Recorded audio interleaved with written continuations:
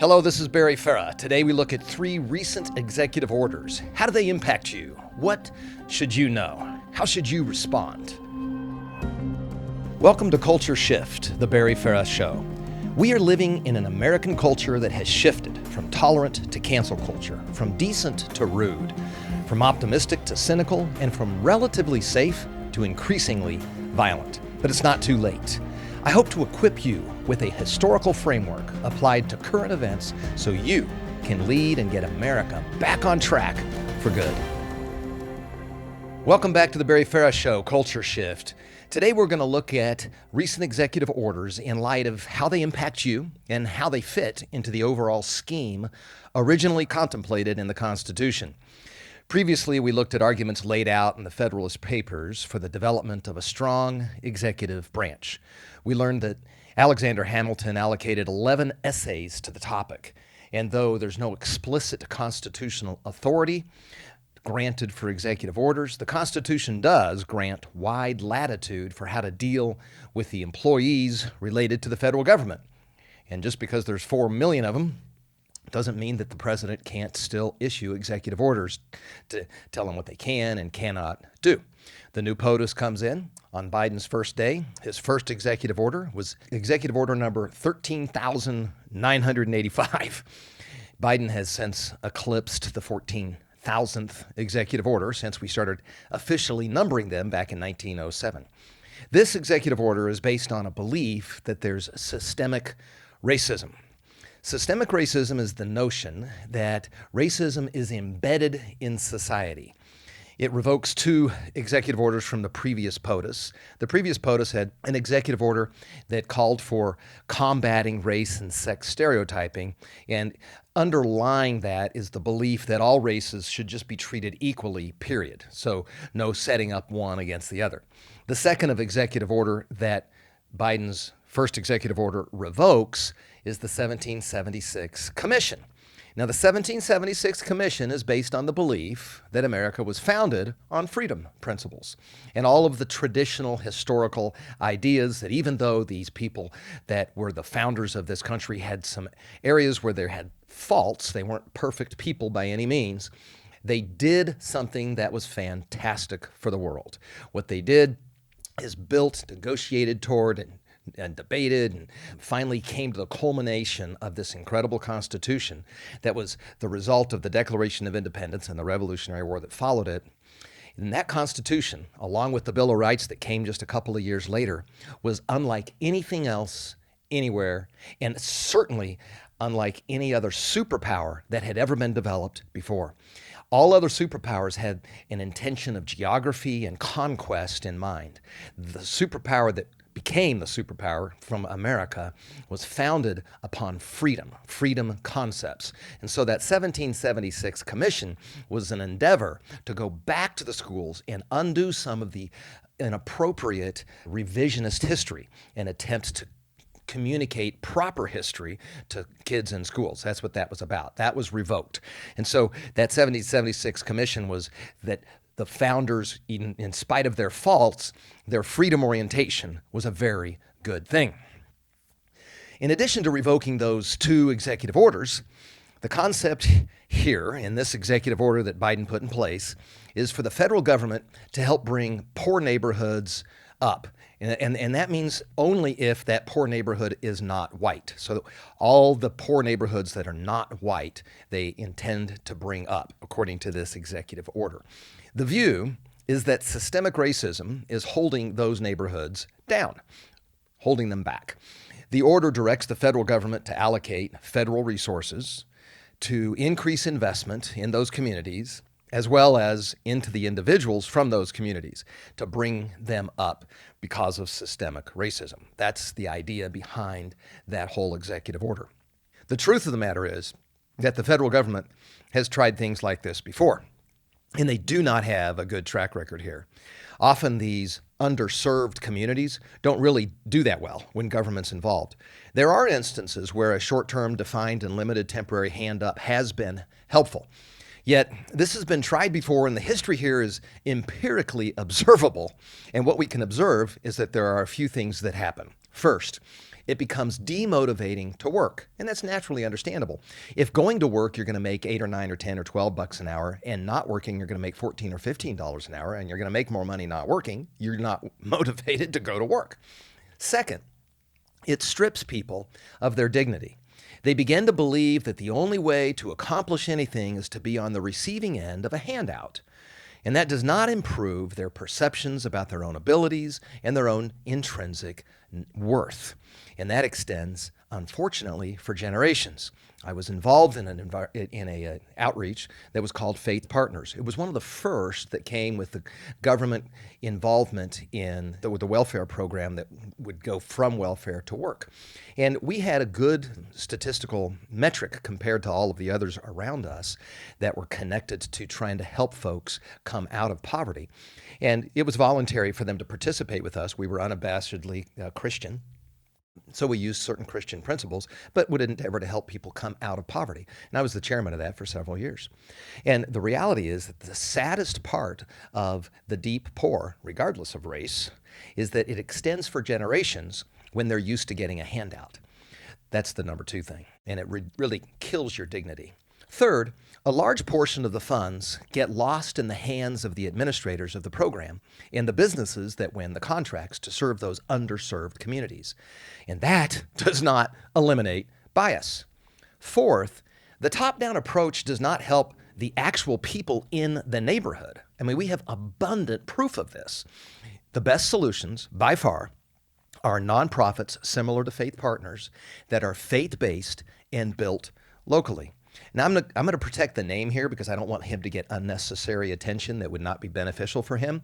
But there is an example today that's a local outreach that's doing great things. It's a beacon of light and a beacon of hope in one of the worst neighborhoods in Chicago. I've supported him, and this leader focuses efforts on the source issues. He teaches young men and women that there's actually a joy to being personally responsible for an outcome. Since he's one of them, he has total moral authority to speak. And he exhorts these young men and women to finish school, to say no to crime, to say no to pregnancy before marriage, to work steadily, to stay off of welfare, to play sports instead of join a gang, and to form a family through marriage. And you know, those people are doing well. I mean, the results of these positive initiatives are excellent. So these people actually in this neighborhood that are participants of his outreach, they don't feel that they've been discriminated against per se. Most of them are black, but there are other minorities and some whites. They are moving up and improving their lives, coming out of poverty without government programs, and in some cases, in spite of government programs. So let's go back to this executive order. This executive order from Biden, the first one, has several components to it. It marshals the power of the federal government to have a very broad reach. It will likely open the door for intense discrimination and extensive corruption, and it will do little to fix what they believe the problem to be. Now let's go back to Hamilton. Alexander Hamilton had made his case for the executive branch to be strong in 11 of the Federalist papers. There's 84 papers, and 11 of them he devoted to the executive branch. Now, last time, we actually looked at 2 of these, Federalist 69 and 70. Hamilton argues for just one president. One of the ideas that was being bantered around was that there could be 2 or 3 and they would kind of be co-equal. He argues that that wouldn't work in the long term. It'd be bad organizational structure. He does want the president to have power, and he argues that that's actually a good thing. So you might be wondering, well, what does he want the president to have the power to do? Well, since there's checks and balances, he believes that the goal of government is to protect individual freedom. And when you look at the other Federalist papers, Hamilton claims that with government being instituted, I'm quoting now, for the distribution of justice, the end of government is the public happiness or the public good. So he goes on to define that. And he says, look, public happiness and public good is the protection of their general liberty and their freedom rights. So when Hamilton argues for an energetic executive, he believes that one person held accountable by the people, as long as that person has proper checks and balances outlined in the Constitution, and those checks and balances are also discussed at length in the Federalist Papers, that one person will be able to do a better job with that power to defend individuals' rights. So the whole point of a strong executive is to protect and defend freedom rights. The idea that Hamilton had was not that he would become a strong executive to pull away and institute legislative things, to push an agenda. The idea was that he would defend what was already understood to be the whole basis, the whole foundation of what made America America. And that is our basic, fundamental freedom rights. So, how would that president pull that off? Well, first, the president would protect the citizenry of the nation against foreign attacks. Second, the executive would ensure that laws are administered in an equal and fair manner across the board. You don't pick winners and losers. You don't penalize your political foes. The political angst and whiplash that we have seen really these last 100 years is something that would have made Alexander Hamilton very sad. Equal and fair distribution of the administration of the law. You don't hire the IRS and dispatch them to go and try to take down one of the guys who donated to one of your political opponents. No, it's fair and equal. So now let's move along from Hamilton and come back to the current POTUS. He has a 10th executive order. He has 29 altogether in the first 10 days. But in his 10th executive order, Executive Order 13,993, it revokes the previous executive order that called for the enhancement of public safety in the U.S. related to immigration and related to their immigration enforcement policies. So what does that policy do? Well, a lot of frustration on both sides for lack of progress legislatively in the immigration world. So the previous POTUS put in place some measures that slowed the illegal immigration down to quite a bit, actually, all the way up until right before being elected out of office. The previous POTUS had good numbers sliding downhill on illegal immigration. So this executive order that pushed for some safety measures and some precautions to make it a little bit harder for folks to come across, especially from the southern border. For example, one of the things is if you're going to claim asylum, we're going to make you hang out in the southern border in Mexico until your case gets resolved. And sometimes those cases can go on for years. Previous administration to the previous POTUS, so under Obama, the asylum folks would just be let in, and then they're not going to have that case heard for a year or two, and they just distribute themselves throughout the country and then just stay here. And to attempt to put a stop to that, or at least have some measure on that, that previous executive order attempted to do some of those things. So that executive order gets revoked by this new executive order. And the question is, will that promote safety in our communities? Will it encourage the law to be administered even-handedly across the board? The role of the POTUS as it relates to immigration is to protect the border and to administer the law in an equal and fair manner. The current executive order seems to ignore both of those requirements.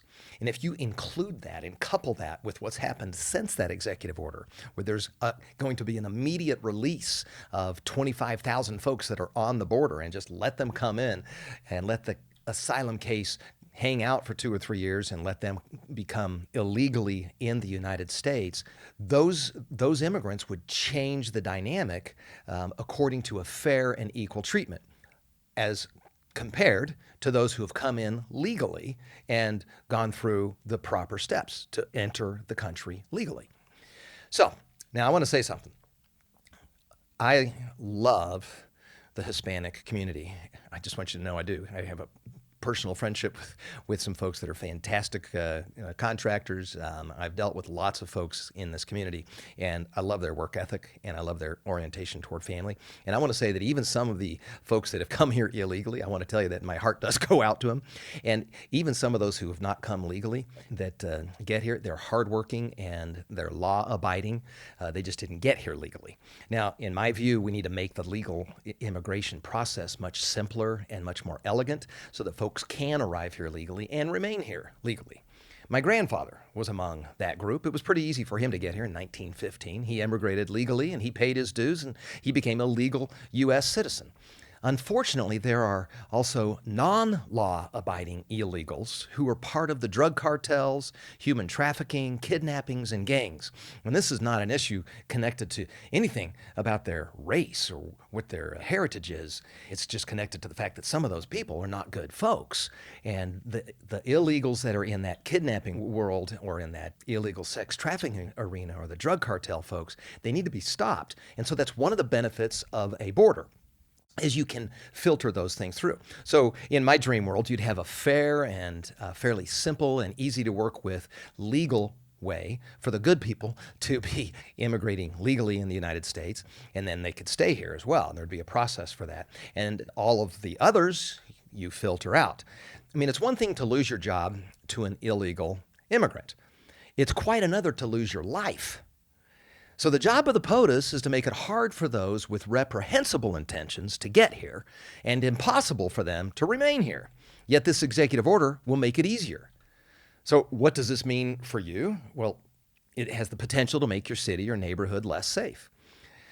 Let's go back to Hamilton's argument for a strong executive branch.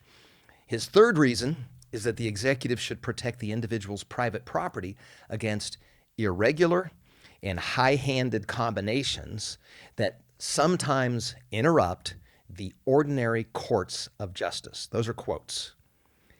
What does he mean by this? The job of the POTUS is to defend your right to your private property. See, when you build a business or when you build anything, that needs to be defended at all costs. That was one of the primary things that the executive branch is to do.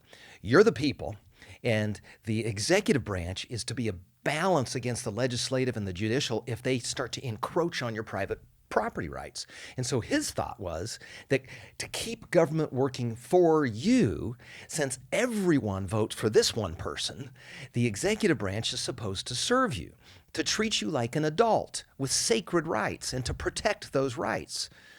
So let's look at one more executive order in light of that thought. Executive Order 13,996. And this is called Establishing the COVID-19 Pandemic Testing Board and Ensuring a Sustainable Public Health Workforce for COVID-19 and Other Biological Threats. So let me just go through it real quick. First of all, this is a virus that we now know, after a year of watching it all around the world, you can't stop it. It's going to go wherever it's going to go, no matter what you do. And we know that because in the areas where they have the most draconian shutdown measures, the deaths and the number of cases is just as high, and in some cases higher, than those very few places who had none or very few. So what this executive order demands is a government-wide, unified approach to expand the supply of tests, expand the public health workforce, and ensure a clarity of messaging about the use of tests and insurance coverage. In other words, they don't want people like Mark Levin and those types to say, hey, I've studied this other epidemiologist, and they actually disagree with the CDC. They don't want that. They want it to be unified and make sure that the message is similar all the way through. That sounds a little bit 1984-ish, the book. Section 2 says, we want to promote more surveillance testing. We want to guarantee isolation and quarantine. That sounds 1984-ish. 1984, the book, if you recall, we had talked about it a little bit before, but there's a section in there where really one of the themes is this increased surveillance. Section 3 of this executive order says we want more surveillance in the schools. Section 4 of this executive order includes providing mass vaccinations. These are considered to be urgent public health workforce needs. So it includes a development of a game plan for any future pandemic. It requires a 5-year budget for achieving a large, expanded HHS service, Human Health Services capacity, expanding U.S. Public Health Service Commissioned Corps, expanding the Epidemic Intelligence Service. And so the idea is that the department will do a better job of responding faster next time there's a pandemic or any other biological threat. You feeling safer? This is the Secretary of HHS and the Secretary of Homeland Security. Homeland Security? and the Secretary of Labor and the Secretary of Education are all going to combine forces along with the Chief Executive Officer of the Corporation for National and Community Service. They're all going to combine forces and put together a contact tracing program. They're going to have the power to take people from some agencies and assign them to this agency, this Public Health Job Corps agency. This is a huge executive order. So how do you feel about the government being able to have that aggressive of involvement in a disease that spreads over the whole wide world, regardless of what your mitigation plan is? I mean, according to the World Health Organization, and I'm quoting right now, the classical definition of a pandemic includes nothing about population immunity, virology, or disease severity. So in other words, the death rate doesn't need to be that severe for it to be called a pandemic. And according to the WHO, the World Health Organization, by the classical definition, pandemics occur annually. I mean, don't you think if we're having a pandemic all the time, and the last time we had one, the H1N1, you didn't see any shutdowns, that we should probably define how serious the death rate needs to be before allowing the government to be that huge and have that much control and to justify emergency powers at that level? Shouldn't we have some freedom foundation first? So this level of government overreach will likely cause incredible and deep concern if the founders of America were sitting here watching what was going on. This is not the idea of the executive branch. The idea of freedom related to the executive branch is this. In America, what we're saying is we're not guaranteeing you no risk. In fact, there is risk, and risk is straightforward. It's out there. Government can't really mitigate all the risks anyway. You're adults. You built your business or whatever on your own. And so what we have is built-in freedom rights with the heritage you have as an American citizen. When you're born, you have these freedom rights. And what the executive is supposed to do is support them. Witness Hamilton's fourth reason for a strong executive branch.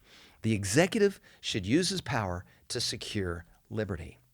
Hamilton placed the protection of property, interesting, third, before securing liberty, fourth. And he believed that to be the case because he thought that's the one thing that government can objectively do. In other words, when making the case for the Constitution, which gave the executive branch this power that he wanted it to have, as long as it had checks and balances, which are also in the Constitution. He believed it's something that the president can use his bully pulpit to protect. That is, the protection of private property is objective. You can see that. You can observe that.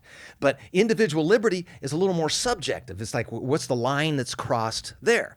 And so the idea and the thought is that it's so ingrained in the reason people are coming to America and what America's all about that Americans will never elect an executive who isn't pro your liberty first and foremost.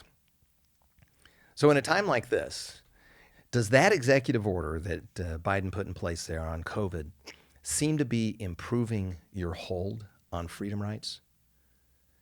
I mean, the current recovery rate for those without pre-existing conditions is well above 99.8%.